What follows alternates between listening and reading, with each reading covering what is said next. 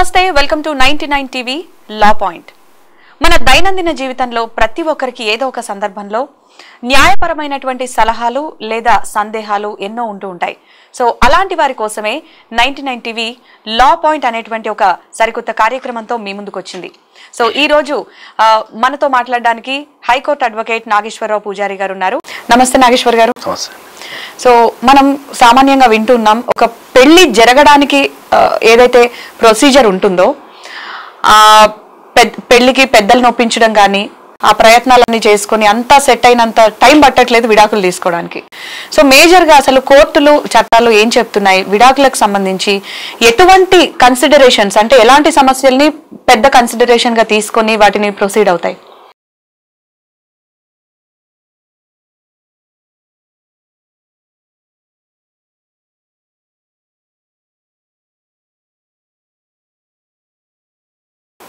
కొంతమంది పిల్లలు పుట్టిన తర్వాత కానీ పిల్లలు పుట్టకుండా కానీ డైవర్స్ తీసుకుందాం అనుకుంటారు.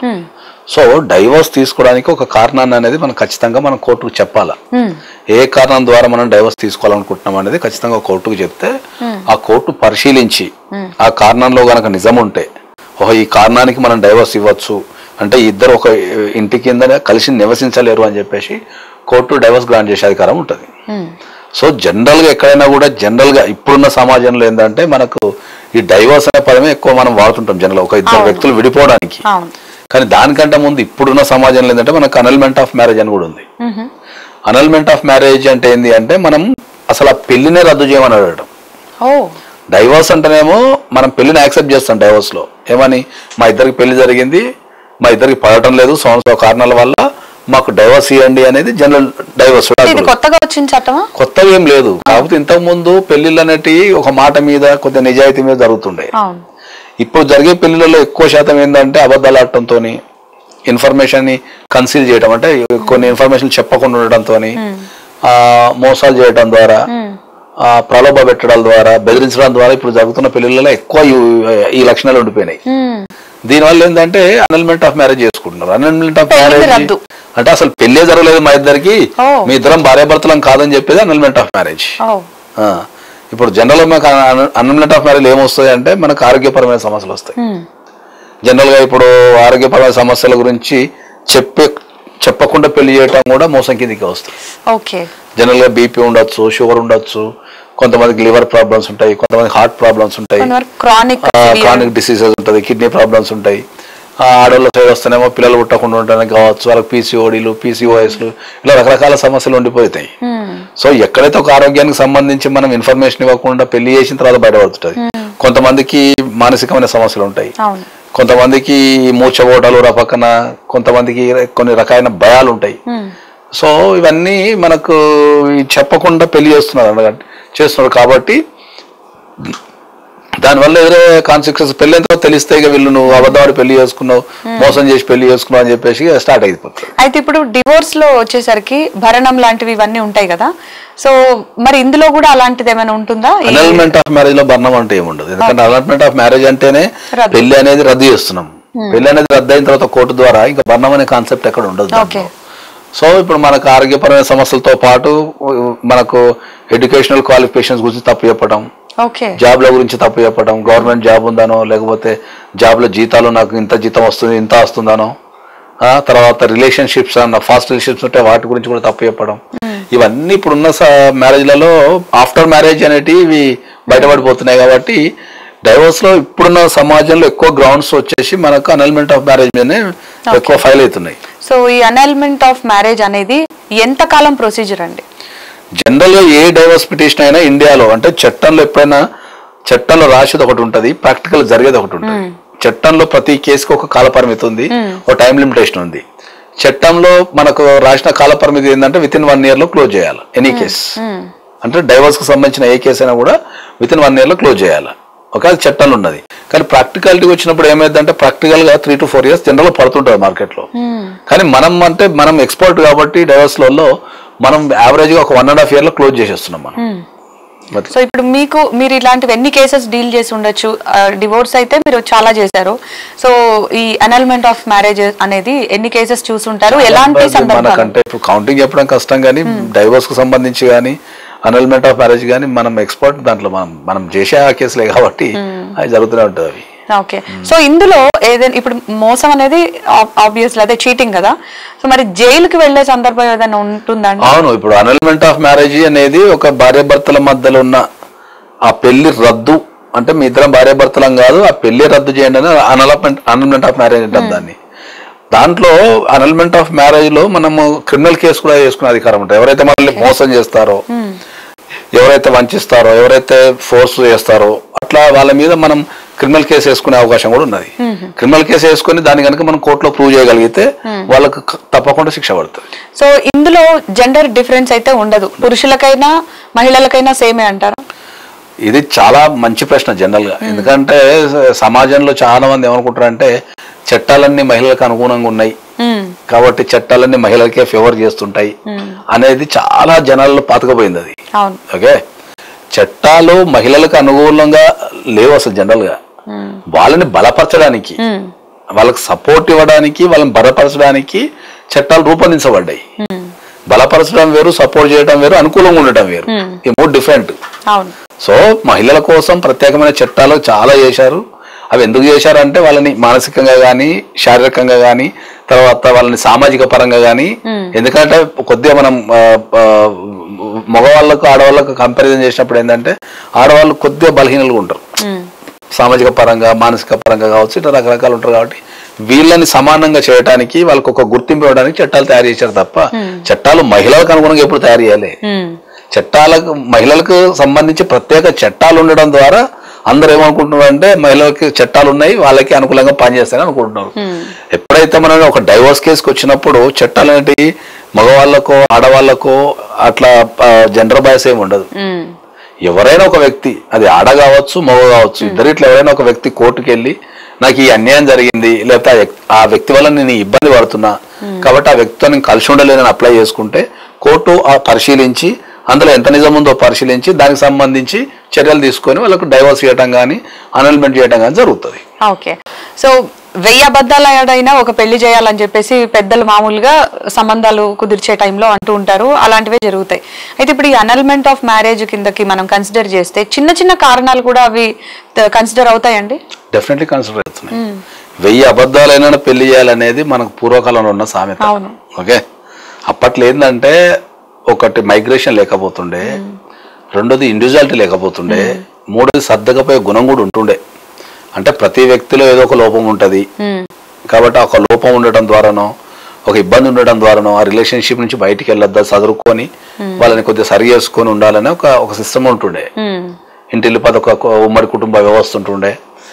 మైగ్రేషన్ అంటే ఒకటే ఊర్లో ఉంటుండే అందరు. మైగ్రేషన్ అప్పుడు పెద్ద మైగ్రేషన్ లేదు, మైగ్రేషన్ లేకపోతుండే. అప్పుడు కూడా ఏంటంటే పెళ్లిళ్ళు జరిగేటప్పుడు ఏంటంటే దానికి సంబంధించిన ఇన్ఫర్మేషన్ అంతా ఊరికెళ్తూ దొరికిపోతుండే. ఇప్పుడు ఒక వ్యక్తి ఒక దగ్గర పుడతాడు, ఒక దగ్గర చదువుకుంటాడు, ఒక దగ్గర జాబ్ చేస్తాడు. వాడు పుట్టినప్పటి నుంచి మాక్సిమం తల్లిదండ్రుల దగ్గర గడిపే అవకాశం కూడా ఉండదు ఇప్పుడు జనరేషన్. తీసుకెళ్లి హాస్టల్ పడేసి అక్కడి నుంచి ఐఐటి అనో, బాంబే అనో, అటు నుంచి అమెరికా ఇట్లా వెళ్ళిపోతుంది కల్చర్. అప్పట్లో ఒక ఊర్లో పుట్టిన వ్యక్తి ఆ చుట్టుపక్కల స్కూల్లో చదువుకుంటుండే, అన్నీ ఉంటుండే. ఆ చుట్టుపక్కల అమ్మాయిని పెళ్లి చేసుకుని అక్కడనే కాపురం చేసి అక్కడనే ఉంటుండే. కాబట్టి ఆ వ్యక్తికి సంబంధించిన సమాచారం తీసుకు దొరికిపోతుండే. సో అది వాస్తవంగా 1000 అబద్ధాలైనా పెళ్లి చేయాలనేది వాస్తవమైనా కూడా ఇప్పుడు మనిషికి ఇండివిజువాలిటీ పెరిగిపోయింది. అంటే డిసిషన్ మేకింగ్ అనేది ఇతరులతో సంబంధం లేకుండా వాళ్ళు ఇండివిజువల్ తీసేసుకుంటున్నారు. అయితే ఇప్పుడు పిల్లలు కనుక ఉంటే వాళ్ళకి ఈ పెళ్లి రద్దు అనేది ఎలా వర్తిస్తుంది? పిల్లలు ఉన్నప్పుడు పెళ్లి రద్దు అనేది చాలా తక్కువ ఛాన్సెస్ ఉంటాయి. ఎందుకంటే ఒక 2-3 సంవత్సరాలు కాపురం చేసిన తర్వాత పిల్లలు పుడతారు కాబట్టి జనరల్ గా పెళ్లి రద్దు అనే కాన్సెప్ట్ ఎక్కడ వస్తుంది అంటే ఏంటంటే ఇంతకుముందు మనం మాట్లాడుకున్నట్టు చెప్పిన కారణాలన్నీ తెలిసిన దగ్గర నుంచి 1 year లోపు వేసుకోవచ్చు. ఓకే, అది కేవలం 1 year లోపు. 1 year లోపే. సో అక్కడ 1 year లోపు కాబట్టి పిల్లలు పుట్టిపోతారు కాబట్టి అక్కడ వాళ్ళు డైవర్స్కి వెళ్తే బెటర్. ఓకే, సో అదే మరి ప్రాపర్టీస్ విషయానికి వస్తే కొంతమంది జాయింట్ ప్రాపర్టీస్ చేసుకుంటారు కదా, సో ఇద్దరు పేరున ఉంటాయి. మరి ఇలా పెళ్లి రద్దు టైంలో వాటికి కూడా ఏమన్నా సొల్యూషన్స్ ఉంటాయా? డెఫినెట్లీ ఉంటుంది. ఎందుకంటే ఇప్పుడున్న జనరేషన్ లో ఏం జరుగుతున్నది అంటే ఇద్దరు జాబ్ చేయడం అనేది ఒక కాన్సెప్ట్ ఉంటుంది జనరల్ గా. తర్వాత ఎప్పుడైతే ఇద్దరు జాబ్ చేసుకున్న వ్యక్తులు పెళ్లి చేసుకుంటారో వాళ్ళు డిఫాల్ట్ ఏంటంటే ఇన్కమ్ ట్యాక్స్ గురించి కావచ్చు, మెనీ లోన్స్ వచ్చే అవకాశం ఉంటాయి. కాబట్టి మనం ఎందుకు రెంట్కు ఉండాలా, మనకంటూ ఒక సొంత ఇల్లు ఉంటే మనకు నచ్చినట్టు తీర్చుకుని దాంట్లో ఉండిపోతాం అనే ఉద్దేశంతో వీళ్ళు కొన్ని పైసలు వాళ్ళు కొన్ని పైసలు వేసి జమ చేసో, లేకపోతే ఒక్కలే పైసలు కట్టో, లోన్ కోసం ఇద్దరు అప్లికేషన్ పెట్టో, ఇట్లా రకరకాల కాంబినేషన్ లో లోన్ తీసుకుంటారు. సో ఇందులో రెండు అంశాలు ఏముంటాయంటే, మనకు లోన్ తీసుకున్నప్పుడు ఏంటంటే ఒక పేరు మీద లోన్ తీసుకోవడం వేరు, సపోర్ట్ చేయడం వేరు. ఇప్పుడు ఒక హస్బెండ్ ఒక వైఫ్ ఉన్నారు అనుకుందాం, అన్ని హస్బెండే పే చేసుకుంటూ పోతాడు. కానీ లోన్ కూడా ఏమంటాడంటే, పెద్ద ఇల్లు అనేది కొద్దిగా పెద్ద లోన్ కాబట్టి మీ వైఫ్ ను కూడా అప్లికెంట్ కింద పెట్టుకుంటేనే నేను లోన్ ఇస్తా అన్నప్పుడు ఏం చేస్తానంటే ఏమో ఓన్లీ కో అప్లికెంట్ కిందనే ఉంటది. కో అప్లికెంట్ కింద ఉన్నప్పుడు ఏంటంటే ఆమెకి ఏం రైట్స్ ఉండవు. కో ఓనర్ కింద ఉన్నప్పుడు మాత్రం రైట్స్ ఉంటాయి. సో ఎప్పుడైనా ప్రాపర్టీ చాలా జాగ్రత్తగా ఏంటంటే ఆ వ్యక్తులు కో అప్లికెంట్ కింద ఉన్నారా, కో ఓనర్ కింద ఉన్నారా. కో ఓనర్ కింద ఉంటే ప్రాపర్టీలో 50% ఇవ్వాల్సిందే, కో అప్లికెంట్ కింద ఉంటే అవసరం లేదు. సెక్షన్ 498 అనేది ఎంత మందికి ఈ చట్టం గురించి అవగాహన ఉందనుకోవచ్చు? యాక్చువల్లీ ఆ 498 సెక్షన్ ఏం చెప్తుంది? సెక్షన్ 498 అనేది ఏంటంటే, పెళ్ళైన తర్వాత ఒక అమ్మాయికి పెళ్ళైన తర్వాత అత్తగారింట్లో భర్త ద్వారా కానీ, అత్తామామల ద్వారా కానీ, ఆడపడుచుల ద్వారా కానీ, ఇతర కుటుంబ సభ్యులు ఎవరైతే ఉంటారో వాళ్ళ వల్ల ఫైనాన్షియల్ గా కానీ, లేకపోతే శారీరకంగా కానీ, లేకపోతే మానసికంగా కానీ, physical, financial and mental harassment కనుక జరిగితే ఆ అమ్మాయి వెళ్ళి మనకు పోలీస్ స్టేషన్ లో కంప్లైంట్ ఇవ్వడాన్ని మనం 498 అని అంటాం మనం జనరల్.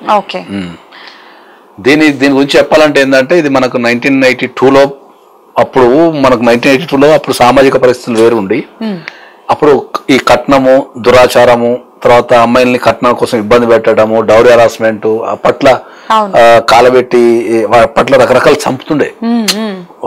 పెళ్లి చేసుకున్న తర్వాత కట్నం తక్కువ వచ్చిందనో, కట్నం తేవటం లేదనో అని అప్పుడు చంపే కొద్దిగా కల్చర్ ఎక్కువ ఉంటుండే. సో దాన్ని నివారించడానికి ఒక పెళ్ళైన వ్యక్తి ఒక కొత్త ప్రదేశానికి వెళ్తుంది కాబట్టి, ఒక తను పుట్టి పెరిగిన పుట్టింటి నుంచి ఒక కొత్త వాతావరణంలోకి వెళ్తుంది కాబట్టి, అక్కడ వాతావరణంకి వెళ్ళినప్పుడు అమ్మాయికి కూడా చట్టపరంగా మన రక్షణ ఇవ్వాలా, అక్కడ ఆమెను కాపాడుకోవాలనే ఉద్దేశంతో అప్పుడు గవర్నమెంట్ ఇది 498 అనే సెక్షన్ ని ప్రవేశపెట్టింది. సో 1982లో వచ్చింది ఈ చట్టం. కానీ అయినా గానీ ఈ డౌరీ హరాస్మెంట్ ఇవన్నీ అంటే ఇది కేవలం డౌరీ హరాస్మెంట్ అనుకోవాలా? డౌరీ హరాస్మెంట్ అనేది ఒక కామన్ వర్డ్, జనరల్ ఒక కామన్ వ్యక్తి మాట్లాడుకునే వర్డ్. టెక్నికల్ ఏముంటది అంటే, ఇప్పుడు మీరు అన్నారు కదా జనరల్ డౌరీ హరాస్మెంట్ అని. ఇప్పుడు 498 ఏంటంటే ఒక కేసు ఉంది, మీకు అంతకు అర్థమయ్యే భాషలో చెప్తే ఏంటంటే, 498 ఏంటంటే అబ్బాయి చాలా మంచోడు, ఇద్దరు పెళ్లి చేసుకుంటారు, ఫైనాన్షియల్ ఇబ్బంది పెట్టాడు, కొట్టాడు, ఆమె ఏది అడుగుతాడు కొనిస్తాడు, తర్వాత కొట్టే గుణంగానే ఆమె ముట్టు అంటే జనరల్ గా హరాస్మెంట్, ఫిజికల్ హరాస్మెంట్ ఉండదు, ఓన్లీ ఒక మెంటల్ హరాస్మెంట్ ఉంటుంది. వాడిని చూసి ఎందుకు నవ్వినావు, వీడిని చూసి ఎందుకు నవ్వినావు, వాడు వస్తే ఎందుకు లేచిన వాళ్ళే, వీడు వస్తే ఎందుకు నిష వెళ్ళే అని, నువ్వు కూరగాయలకు పోతే ఇంతసేపు ఎందుకు పోయినావు, ఈ హరాస్మెంట్ ఉంటుంది. ఇది కూడా ఒక టైప్ హరాస్మెంటే. సో ఇది కూడా కన్సర్న్ 498. ఇట్లాంటి కంప్లైంట్ రాసినప్పుడు అక్కడ డౌరీ అడుగుతుండు అనేది మనల్ని అందరూ యాడ్ చేస్తుంటారు జనరల్ గా. సో అక్కడ డౌరీ అడిగే క్వశ్చన్ లేదు, మెంటల్ గా హరాస్మెంట్ చేస్తుండే ఆ వ్యక్తిని. ఒక రిలేషన్షిప్ ని అడ్డు పెట్టుకొని నువ్వు భార్యవు, నీ లిమిటేషన్ ఇంతవరకే ఉంది, నువ్వు ఇట్నే బిహేవ్ చేయాలా, నేను అడిగిన దానికి ప్రతిదానికి ఆన్సర్ చెప్పాలా, నువ్వు నేను చెప్పిన టైంలో కూరగాయలు 1/2 గంటలు తెమ్మంటే 1/2 గంటలు తేవాలా, మధ్యలో ఇంకా ట్రాఫిక్ వచ్చిందా, వర్షం పడ్డది, అందరికి సంబంధం లేదు, నువ్వు కూరగాయలంతా ఎందుకు నవ్వుతూ మాట్లాడినావు, ఇదంతా హరాస్మెంట్ కిందకి వస్తుంది. సో మనకేందంటే అప్పట్లో డౌరీ డౌరీ హరాస్మెంట్ ఉంటుండే కాబట్టి ఆ డౌరీ హరాస్మెంట్ అనే పదం ప్రజలకు వెళ్ళిపోయింది అన్నట్టు. ఇక డౌరీ హరాస్మెంట్ అని కూర్చున్నారు. జనరల్ గా 498 అంటే డౌరీ హరాస్మెంట్ ఒకటే కాదు, డౌరీ హరాస్మెంట్ ఉండొచ్చు, ఫిజికల్ అబ్యూజ్ ఉండొచ్చు, లేదా మెంటల్ అబ్యూజ్ ఉండొచ్చు. ఫిజికల్ అబ్యూజ్ అంటే ఏంటంటే వాడు ఏమన్నాడు, తెల్లవారు తా కొడుతుంటాడు అంతే, ఇంకా పద్దాన్ని కొడుతుంటాడు అంతే, అడిగి పైసలు ఇస్తాడు, మెంటల్ అబ్యూజ్ కూడా ఉండదు, కోపం వచ్చినప్పుడు అంతుంటాడు అంతే, తట్టుకోలేరు, ఎంతకాలం తట్టుకుంటారు ఒక మనిషి. కాబట్టి ఏదైనా ఒక పెళ్ళైన అమ్మాయికి అత్తగారింట్లో ఏదైనా ఈ 3 రకాల ప్రాబ్లమ్స్ వచ్చినప్పుడు government has given a provision, వెళ్ళి వాళ్ళు 498 కింద కేసు పెడితే, ఇప్పుడు ఒకప్పుడు ఎంత ఏంది, ఒకప్పుడు ఆ కేసు పెడితే అందరిని అరెస్ట్ చేసి జైలు వేసేస్తుంది, ఎవరి పేరు రాస్తాలో జైలు వేసేస్తుంది ఇమ్మీడియట్లీ. అది కాలక్రమేణా మారుతూ వచ్చి ఇప్పుడు అరెస్ట్ లేదు, అరెస్ట్ తీసేశారు ఇప్పుడు. అన్లెస్ అంటిల్ ఒంటి మీద గాయాలు ఉండి కానీ, ఓకే, ఏదన్నా మేజర్ గా అబౌవ్ 7 years శిక్ష పడే సెక్షన్ 7 ఉంటే తప్ప అరెస్ట్ లేదు జనరల్ గా. అండ్ ఫాల్స్ ఎలిగేషన్స్ పెట్టి కేసుని తప్పుదో పట్టించే వాళ్ళ సంఖ్య కూడా కొంచెం పెరిగింది అనుకోవచ్చు. సో అలాంటి సందర్భాల్లో కోర్టు ఏం చెప్తుందండి? అంటే వీళ్ళకి ఏమైనా రివర్స్ లో శిక్ష పడే ఛాన్స్ ఉందా? దీంట్లో 2 అంశాలు ఉంటాయి జనరల్ గా. మనం ఇప్పుడు మీరు సెకండరీగా క్వశ్చన్, ఎవరైతే ఫాల్స్ అలిగేషన్స్ పెడతారో వాళ్ళ మీద చర్య తీసుకునే అధికారం ఉందా అంటే డెఫినెట్లీ ఉంది. అది చాలా మందికి తెలియదు కూడా. ఎవరన్నా ఒక వ్యక్తి, ఇప్పుడు మనం ఇంతసేపు లేడీస్ సైడ్ మాట్లాడాం కదా, ఇప్పుడు జెంట్స్ సైడ్ వస్తే ఒక వ్యక్తి తన భార్య ఒక ఫాల్స్ కేసు 498 పెట్టడం ద్వారా కోర్టు ప్రొసీడింగ్స్ అన్ని అనుభవించి తిరిగిన తర్వాత లాస్ట్ కోర్టు కనుక, కోర్టు భాషలో అక్విటల్ అంటారు, అంటే నీకు సంబంధం లేదు నేను వదిలేస్తున్నాము అని జనరల్ పరిభాషలో. నువ్వు ఈ నేరం చేయలేదు, నీకు సంబంధం లేదు ఈ నేరంతో అని చెప్పి అక్విటల్ అంటాం దాన్ని. అక్విటల్ చేయడం ద్వారా that person immediately files a case against wife. 2 కేసులు వేసుకోవచ్చు. ఒకటి క్రిమినల్ డిఫమేషన్ వేసుకొని ఈమె వల్ల నాకు ఇంత అన్యాయం జరిగింది కాబట్టి ఈమెను జైలుకు పంపండి అని చెప్పి ఒకటి వేసుకోవచ్చు. 2 సివిల్ డిఫమేషన్ కింద కూడా కాంపెన్సేషన్ అడగచ్చు. సో జనరల్ గా ఏంటంటే ఇప్పుడున్న పరిస్థితులలో 498A అనేది సుప్రీంకోర్టు కూడా చాలా సందర్భాలు చెప్పిందంటే the most of the cases are false. ఎందుకు ఫాల్స్ అంటే ఏంటంటే వాళ్ళు ఒక మోటివ్ వేరే ఉంటది. ఒక ఎదుటి వ్యక్తిని లొంగ తీసుకోవడానికో భయపెట్టడానికో వీళ్ళు దీన్ని అసలు ఉపయోగిస్తుంటారు ఎక్కువ శాతం. అమ్మా నువ్వు నా మాట కదా నీ సంగతి చెప్తా అని చెప్పి పోలీస్ స్టేషన్ పై కంప్లైంట్ పెడతా అనేది అదొకటి ఉంటుంది. లేకపోతే హరాస్మెంట్ చేయడానికి కానీ, లేకపోతే అంటే వాళ్ళకు ప్రాపర్ గైడ్ లైన్స్ ఉండదు. ఒక 498 పెడితేనే ఇది సాల్వ్ అవుతుంది, లేకపోతే లొంగుతాడు భయపడతాడు అనే ఉద్దేశంతో పెడుతుంటారు జనరల్ గా. దానివల్ల ఫాల్స్ కేసులు అంటే ఎక్కువ అవుతాయి. అట్లా అని చెప్పి మనకు హరాస్మెంట్ లేదు, మోసాలు లేవు, కొట్టడం లేదు, తిట్టడం లేదు. ఇక ఒరిజినల్ చెప్పాలంటే, కరెక్ట్ ఒరిజినల్ చెప్పాలంటే ఏంటంటే వాస్తవ కేసులు ఎక్కువ ఉన్నాయి. ఎందుకంటే ఈ హరాస్మెంట్లు కానీ ఎక్కువ ఉన్నాయి. అంటే ఫైల్ అయ్యే కేసులు ఉన్నాయి అనుకుందాం. సపోజ్ ఒక 100 కేసులు ఫైల్ అయినా అనుకుందాం, దాంట్లో 70% హరాస్మెంట్ కేసులు ఉంటాయి. సో ఇప్పుడు ఇక్కడ ఇంకొక డౌట్ ఏంటంటే అందరికి అవసరం ఏది? ఇప్పుడు ఫారెన్ సంబంధాలు చాలా మంది చూసి సెటిల్ అయిపోతున్నారు, కానీ అమ్మాయిని ఇక్కడ నుంచి తీసుకెళ్లిన తర్వాత అక్కడ హరాస్ చేస్తున్నారు. అది మెంటల్ కావచ్చు, ఫిజికల్ కావచ్చు. సో హరాస్మెంట్ అయితే కామన్. ఈ సెక్షన్ 498 అనేది వాళ్ళకు కూడా వర్తిస్తుందా ఇప్పుడు మన ఇండియాలో? డెఫినెట్లీ వర్తిస్తుంది. సో ఫారెన్ నుంచి ఎన్ఆర్ఐలో రప్పించవచ్చు. ఎన్ఆర్ఐ కేసులకు కూడా మనకు 498 వర్తిస్తుంది. ఎందుకంటే వీళ్ళు ఫారిన్ లో ఓన్లీ నివసించడానికి మాత్రమే వెళ్తారు, కానీ by born they are Hindu కావచ్చు, ఎవరైనా కావచ్చు. అంటే అక్కడ కనుక గ్రీన్ కార్డు సిటిజన్ అయ్యి ఉంటే పరిస్థితి ఏంటి అలాంటి వాళ్ళకి? అక్కడ ఉంటే అక్కడ చట్టాలు సిమిలర్ గా ప్రపంచవ్యాప్తంగా సేమ్ ఉన్నాయి. మీరు యుఎస్ పోయినా కూడా అక్కడ ఇమీడియట్లీ కాల్ చేస్తే పోలీసులు వస్తారు, తీసుకుపోతారు. తర్వాత రెస్టారెంట్ ఆర్డర్స్ కానీ, జైల్లో పెట్టడం కానీ, ఇదంతా సేమ్ ప్రాసెస్. అక్కడ కూడా సేమ్ స్ట్రాంగ్. ఇంకా యుఎస్ లో కేసు అయితే ఇంకా చాలా కష్టం. ఎందుకంటే ఇప్పుడు ఇక్కడ మనకు ఇండియాలో ఏదైనా క్రైమ్ లో మనం జనరల్ గా 498 లాంటి క్రైమ్ లో మనం ఇన్వాల్వ్మెంట్ ఉందనుకోండి, మాక్సిమం ఒక 5-10 వేల షూట్తో వదిలిపెట్టేస్తారు. యుఎస్ లో $10,000, $20,000, $30,000 కడితే తప్ప వదిలిపెట్టదు. అక్కడెక్కడ క్రైమ్ లింక్ రావడం చాలా కష్టం, ఫైనాన్షియల్ బాగా లాస్ అయిపోతారు. ఇండియాలో ఒక బ్యూటీ ఏంటంటే కొద్దిగా తక్కువ ఖర్చుతో బయటపడచ్చు, తర్వాత నిరూపించుకుంటాం అనుకోండి, అది వేరే విషయం. కానీ అక్కడ చాలా కష్టం అది. అండ్ ఒక కంప్లైంట్ సెక్షన్ 498 కి మనం ఫైల్ చేయడానికి వెళ్తాం, అంత బానే ఉంది. ఇప్పుడు ఎంత కాదనుకో కోర్టులో సాక్ష్యాలు అనేవి ఇంపార్టెంట్ కాబట్టి, సో అలాంటి సందర్భాల్లో ఈ మెంటల్ హరాస్మెంట్ కి ఎలాంటి సాక్ష్యాలు చూపించగలుగుతారు? 498 జనరల్ గా ఎప్పుడైనా కూడా నేను చాలా సందర్భాలు చెప్పింది ఏంటంటే 498 అనేది జనరల్ గా ఎక్కడైనా కూడా ప్రూవ్ చేయబడదు ఎక్కువ శాతం. ఎందుకు ప్రూవ్ చేయబడదు ఏంటంటే రాసే వ్యక్తులు ఎవరైతే ఉంటారో, ఈ 498 రాసే అమ్మాయి తన ఎమోషన్ ని మాత్రమే రాస్తుంది. ఎగ్జాక్ట్లీ. ఓకే, దీన్ని ఎట్లా ప్రూవ్ చేయాలా, అసలు ఏం రాస్తే ప్రూవ్ అవుతుంది, ఎందుకు ప్రూవ్ చేయాలనే వాళ్ళకి ఆలోచన ఉండదు. వాళ్ళు పక్కన ఏదో ఇంట్లో ఏదో ఒక సంఘటన జరుగుతుంది, సడన్ గా పొజిషన్కి వెళ్ళిపోతారు. అక్కడ ఏం చేస్తారంటే వాళ్ళు ఒక పేపర్ ఇచ్చి రాయమాట. ఈ రాయమన్నప్పుడు ఏమైందంటే వీళ్ళ ఎమోషన్ అంతా రాసేస్తారు దాంట్లో.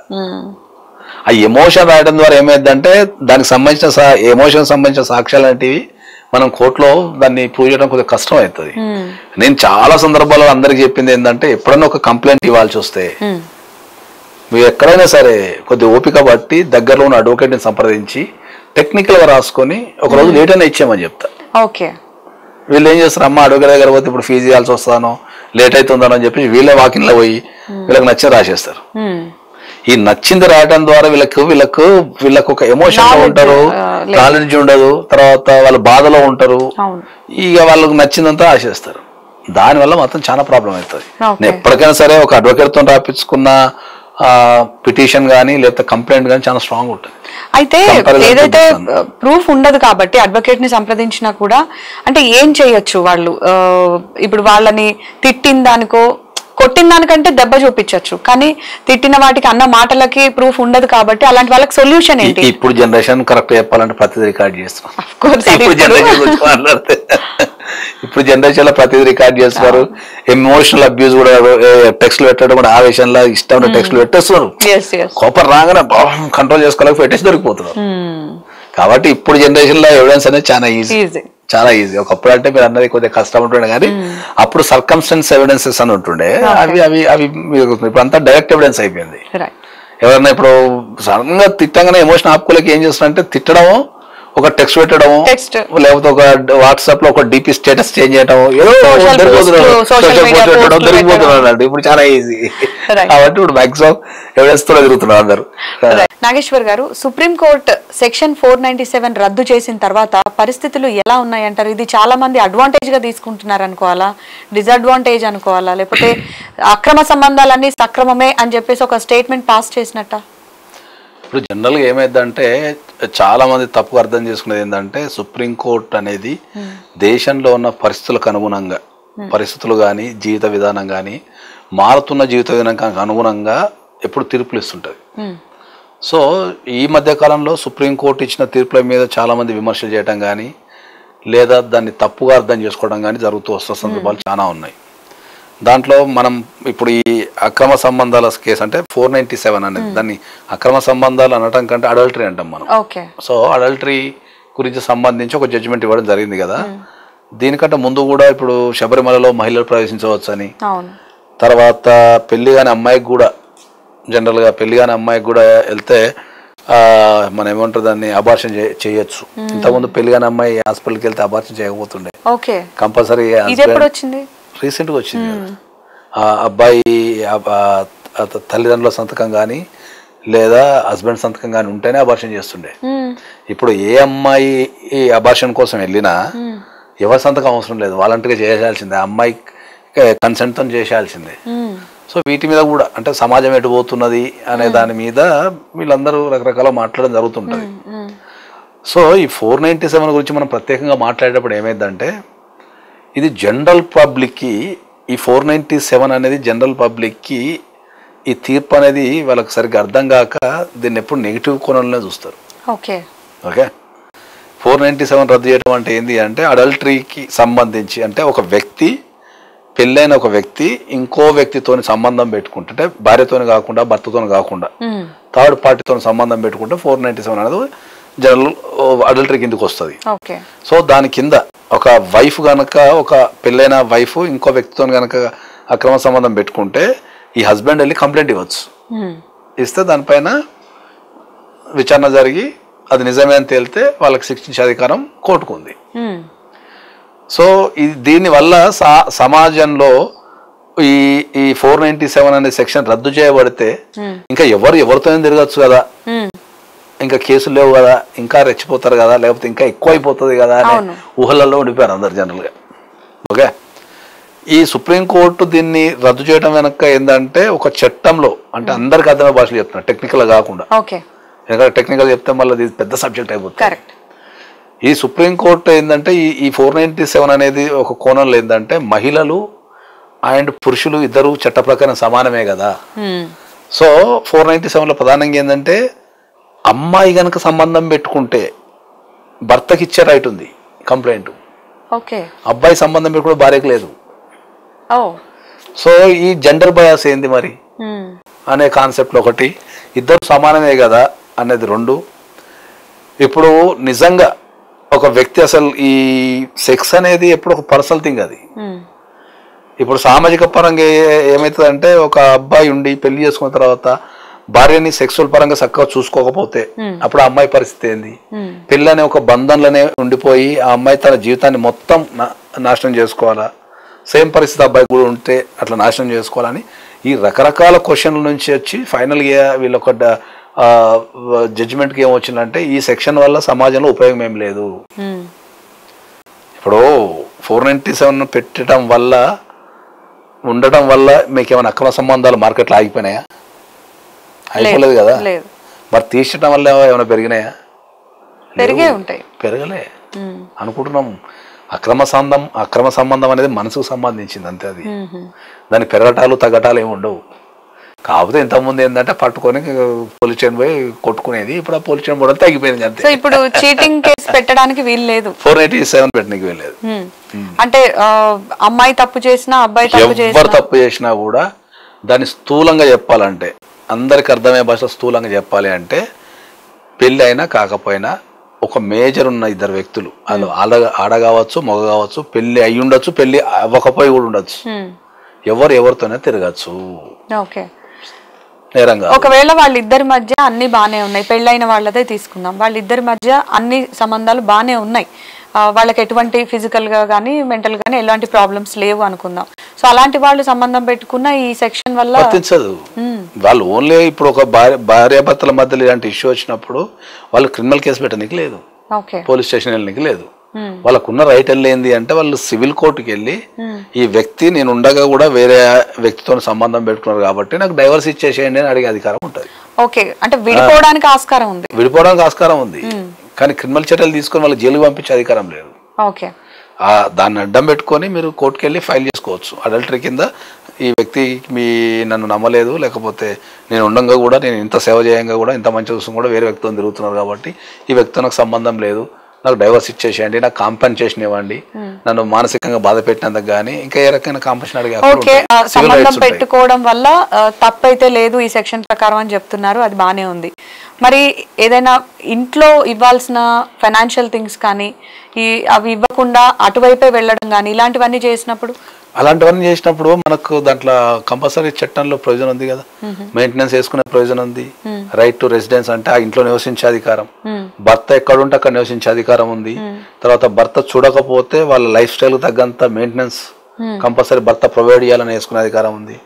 డెఫినెట్లీ కోర్టు ఇప్పించేస్తుంది, మెయింటెనెన్స్ ఇప్పిస్తుంది, నష్టపరిహారం ఇప్పిస్తుంది, కాంపన్సేషన్ కూడా ఇప్పిస్తుంది. మీరేమన్నా లాస్ ఆఫ్ పే ఉంటే అది కూడా ఇప్పిస్తుంది.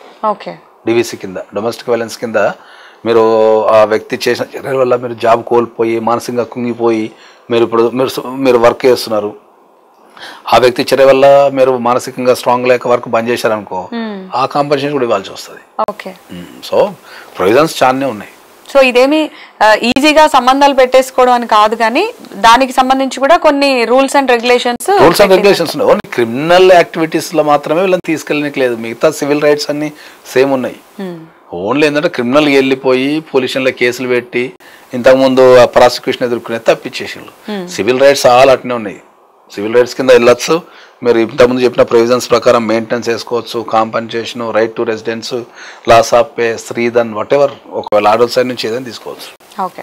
సో ఈ అక్రమ సంబంధం వల్ల వేరే వ్యక్తితో సంబంధం పెట్టుకుంటే వాళ్ళకి గనక పిల్లలు పుట్టారనుకోండి, సో అప్పుడు దీనికి ఎలాంటి చట్టపరమైనటువంటి పిల్లల విషయానికి వచ్చినప్పుడు ఏంటంటే irrespective of all the situations, పిల్లల విషయాలకు వస్తే they have every right as a legal children. ఇప్పుడు అందరికి అర్థమయ్యే భాషలో చెప్పాలి ఏంటంటే, మనం పెళ్లి చేసుకున్నాము, భార్యతో పిల్లల్ని కన్నప్పుడు వాళ్ళకి ఎంత రైట్స్ ఉంటుందో ఎవరితో అక్రమ సంబంధం పెట్టుకుని పిల్లలకు కూడా అంత రైట్స్ ఉంటాయి, ఈక్వల్. పిల్లల విషయంలో ఎలాంటి వివక్షత కానీ ఇతర ఏం లేదు. పిల్లలకైతే ఎటువంటి అన్యాయం జరగదు. వాళ్ళు ఎంతమందితో అక్రమ సంబంధం పెట్టుకుని ఎంతమంది కానీ అందరికి ఈక్వల్ రైట్స్, ఫాదర్ మీద కానీ అసెట్స్ మీద కానీ రైట్స్ మీద కానీ same equal rights. So legal parents కింద ఉంటారు, లీగల్ చిల్డ్రన్ కింద ఉండిపోతారు, లీగల్ చిల్డ్రన్స్ కి ఆ పేరెంట్స్ ఉండిపోతారు. సెకండ్ మ్యారేజ్ ఇస్ ఇన్వాలిడ్, కానీ సెకండ్ మ్యారేజ్ కి పుట్టిన పిల్లలతో same as a first marriage wife. First marriage wife కి ఎన్ని రైట్స్ ఉంటాయి, వీళ్ళకి కూడా అంత రైట్స్ ఉంటాయి. రైట్స్ లో జెండర్ బేస్ కానీ రైట్స్ బేస్ కానీ ఏమి ఉండదు. కాబట్టి డెఫినెట్లీ పిల్లలకు సేమ్ వాల్యూ ఉంటుంది. Right. Thank you so much Nageshwar గారు.